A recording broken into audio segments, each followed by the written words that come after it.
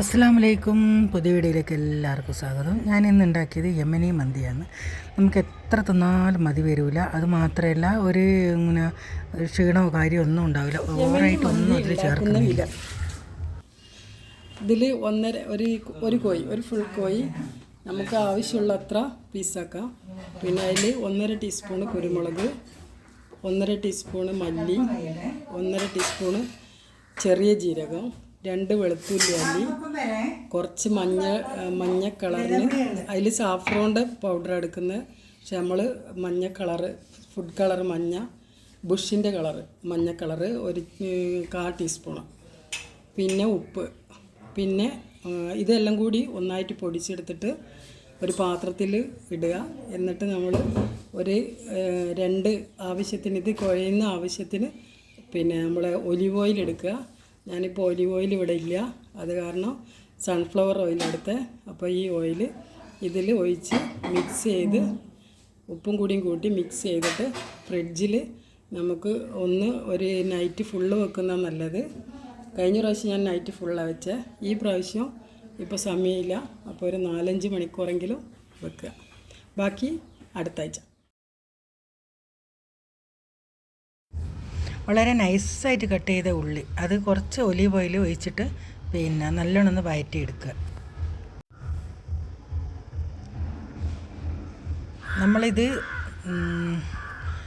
ഇതിൽ നമ്മൾ ചോറ് ഉണ്ടാക്കിയെടുക്കുന്നതാണ്.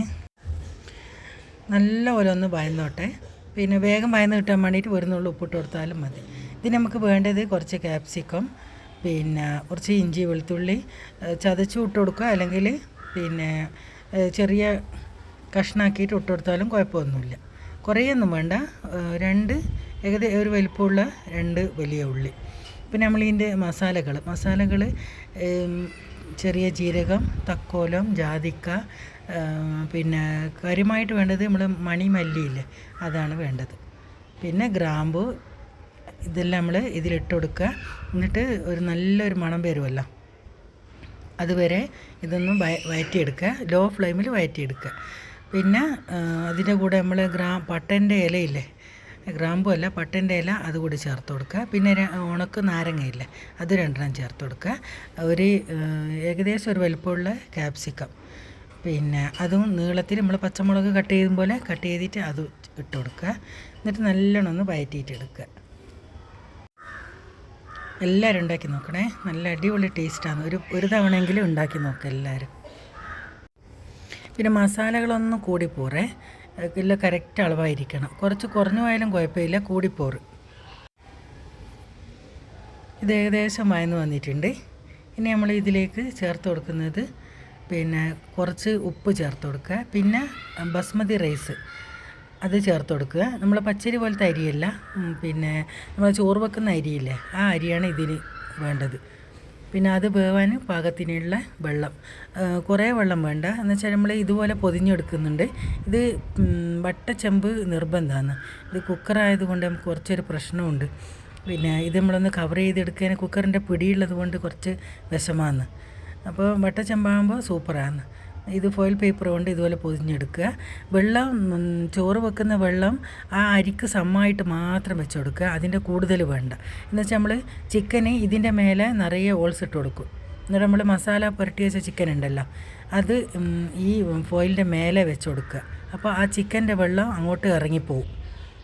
അപ്പോൾ അതുകൊണ്ട് തന്നെ ആ ചോറ് വെന്ത് കിട്ടും. നല്ല ടേസ്റ്റ് ഉണ്ടാവും. അതുകൊണ്ട് ചോറ് ചിക്കൻ്റെ വെള്ളം ഉള്ളതുകൊണ്ട് പിന്നെ ചിക്കൻ്റെ ടേസ്റ്റ് അതിലുണ്ടാവും.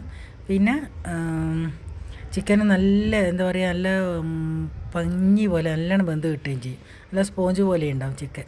പിന്നെ ലോ ഫ്ലെയിമിൽ വെച്ച് കൊടുക്കുക. ചോറ് അടിക്ക് പിടിച്ച് പോറ്. ഒരു ഓവർനൈറ്റ് ചിക്കൻ നമ്മളിങ്ങനെ വെച്ച് കഴിഞ്ഞാൽ ആ മസാലയിൽ അതുപോലെ തന്നെ ഉണ്ടാവും. പിന്നെ നമ്മൾ പ്രധാന കാരണം എന്ന് വെച്ചാൽ നമ്മൾ ഈ ചിക്കനിൽ ഒട്ടും എണ്ണ ചേർക്കുന്നില്ല. എണ്ണയില്ലാണ്ട് നമ്മളിപ്പോൾ എണ്ണയിൽ പൊരിച്ചെടുക്കുന്നതാണല്ലോ. ഇതങ്ങനെയല്ല, ഇത് ആവിക്കാണ് വേവിച്ചെടുക്കുന്നത്. ഒടിഞ്ഞും പോവില്ല, പിന്നെ നല്ല രസം ഉണ്ടാവും. നമ്മൾ സാധാ ബിരിയാണിയേക്കാളും നല്ലൊരു ടേസ്റ്റാണ്. പിന്നെ നമ്മൾ ബിരിയാണി കുറ്റം പറയുന്നതല്ല, ഒരു ക്ഷീണമൊന്നും ഉണ്ടാവില്ല ഇത് കഴിച്ച് കഴിഞ്ഞാൽ. നമ്മൾ ബിരിയാണിയിൽ തിന്നു കഴിഞ്ഞാൽ ഭയങ്കര ക്ഷീണമാണല്ലോ, അങ്ങനെയൊന്നും തോന്നില്ല. നല്ല രസമാണ്, ഒരു മടുപ്പുണ്ടാവില്ല തിന്നു കഴിഞ്ഞാൽ. നമ്മളിത് ഒരു തവണ ഉണ്ടാക്കിയതാണ്, അതുകൊണ്ട് ടേസ്റ്റ് അറിയാം. അതുകൊണ്ട് ഇപ്പോൾ ഒന്നും കൂടി കാണിക്കാൻ വേണ്ടിയിട്ട് ഒന്നും കൂടി ഉണ്ടാക്കുന്നതാണ്. ഇനി ചിക്കൻ്റെ മേലെ തന്നെ ഫോയിൽ പേപ്പർ കൊണ്ട് നന്നായിട്ടൊന്ന് പൊതിഞ്ഞ് കൊടുക്കുക. ഒരു 2ഓളം പേപ്പർ വെച്ചിട്ട് പിന്നെ പൊതിഞ്ഞ് കൊടുക്കുക. എന്നിട്ട് ലോ ഫ്ലെയിമിൽ ഒരു അരമണിക്കൂറോളം ഒന്ന് വേവിച്ചെടുക്കുക. നല്ലോണം കവർ ചെയ്തെടുത്തിട്ടുണ്ട്. ഇനി അതിൻ്റെ മേലയിൽ ഒരു മൂടി അല്ലെങ്കിൽ നമ്മൾ തളുക എന്ന് പറയുന്ന പാത്രം ഉണ്ടല്ലോ, അതൊന്ന് കമഴ്ത്തി വെച്ച് കൊടുക്കുക. ഇത് ആവി ഒട്ടും പുറത്ത് പോകാണ്ടിരിക്കാൻ വേണ്ടിയിട്ടാണ് അങ്ങനെ ചെയ്യുന്നത്. ഞാനൊരു 45 മിനിറ്റ് ഇവിടെ എടുത്തിട്ടുണ്ട്. നമ്മളെ ചോറ് സൂപ്പറായിട്ട് ഉണ്ടായിട്ടുണ്ട്. പിന്നെ ഒരു 45 മിനിറ്റോളം വെച്ചിട്ടുണ്ട്. പിന്നെ ഇടയ്ക്കാന്ന് തുറന്ന് നോക്കിയിന്. അപ്പോൾ ചിക്കൻ ഒന്നും കൂടി നല്ലോണം വെന്തോട്ടെ വിചാരിച്ച്. ഇതാ നല്ല പൂ പോലെ വെന്തിട്ടുണ്ട്. ഇനി നമുക്കിതൊന്ന് മെല്ലെ ഒരു പ്ലേറ്റിലേക്ക് മാറ്റി കൊടുക്കാം. പിന്നെ എന്നിട്ട് നമുക്ക് ഇതൊന്ന് തുറന്നിട്ട് ചോറിൻ്റെ അവസ്ഥ ഒന്ന് നോക്കാം. എൻ്റെ ചാനൽ ആദ്യമായിട്ട് കാണുന്നവരെന്ന് എന്നെ സബ്സ്ക്രൈബ് ചെയ്ത് സപ്പോർട്ട് ചെയ്യണേ. എല്ലാവർക്കും വീഡിയോ ഇഷ്ടമായി എന്ന് കരുതുന്നു. പിന്നെ ഇതിൻ്റെ കൂടെ നമ്മൾ കുറച്ച് എന്തെങ്കിലും സലാഡോ അല്ലെങ്കിൽ തിക്കായിട്ടുള്ള തൈരുണ്ടല്ലോ അത്, അല്ലെങ്കിൽ എന്തെങ്കിലും ചട്നിയോ നമുക്ക് കൂട്ടി കഴിക്കാം. ഒന്നുമില്ലെങ്കിലും കുഴപ്പമൊന്നുമില്ല. കുറച്ച് കക്കിരിയും തക്കാളി പച്ചമുളക് സലാഡാക്കി എടുത്താലും മതി. നമ്മളെ ഒരു മഞ്ഞ കളർ കാണുന്നില്ലേ, അത് നമ്മളെ ചിക്കൻ്റെ ഗ്രേവി ചോറിലേക്ക് ഇറങ്ങിപ്പോയതാണ്. അതാണ് ടേസ്റ്റ്, അടിപൊളി ടേസ്റ്റാണ്. ചോറിന് അടിക്ക് പിടിച്ചിട്ടൊന്നുമില്ല. മൊത്തം ഒന്ന് ഇളക്കിയിട്ട് കൊടുക്കുക. എന്നിട്ട് നമ്മൾ ഈ ചിക്കന് അതിലേക്കൊന്ന് ഇറക്കി വെച്ച് കൊടുക്കുക ചോറിലേക്ക്. എന്നിട്ട് നമ്മൾ ചാർക്കോളില്ലേ അത് ഒന്ന് പുകയിട്ട് കൊടുക്കുക. അതൊന്ന് ഗ്യാസ് അടുപ്പിൽ വെച്ചിട്ടൊന്ന് ചൂടാക്കുക. എന്നിട്ട് അതൊരു പാത്രത്തിൽ ഇട്ട് കൊടുത്തതിന് ശേഷം അതിലേക്ക് കുറച്ച് നെയ്യ് ഒഴിച്ച് കൊടുത്താൽ നല്ല പുക വരും. ആ പുക ഒന്നും കൂടി ഫോയിൽ പേപ്പർ വെച്ചിട്ട് പിന്നെ അടച്ചു കൊടുക്കുക. എന്നിട്ട് ഒന്ന് പുക കൊള്ളിക്കുക. അപ്പോൾ ചോറിന് നല്ലൊരു ടേസ്റ്റ് ഉണ്ടാവും. നമ്മൾ ഒന്ന് ശ്രദ്ധിച്ചു കഴിഞ്ഞാൽ എല്ലാ സാധനങ്ങളൊന്നും ഒരുക്കി വെച്ച് ചെയ്ത് കഴിഞ്ഞാൽ നമുക്ക് എളുപ്പമാണ് ഉണ്ടാക്കിയെടുക്കാൻ. ഇനി എന്തെങ്കിലും ഫംഗ്ഷൻ ഉണ്ടാകുന്ന സമയത്തെല്ലാം ഒന്ന് ഇത് ഉണ്ടാക്കി നോക്കുക. എല്ലാവർക്കും ഇഷ്ടമാവും, പ്രത്യേകിച്ച് കുട്ടികൾക്ക്. പിന്നെ ഇത് ഞാൻ പറഞ്ഞ പോലെ തന്നെ എൻ്റെ വീഡിയോ ഇഷ്ടമായാൽ ലൈക്ക് ചെയ്യുക, ഷെയർ ചെയ്യുക, അതുപോലെ തന്നെ സബ്സ്ക്രൈബ് ചെയ്യുക.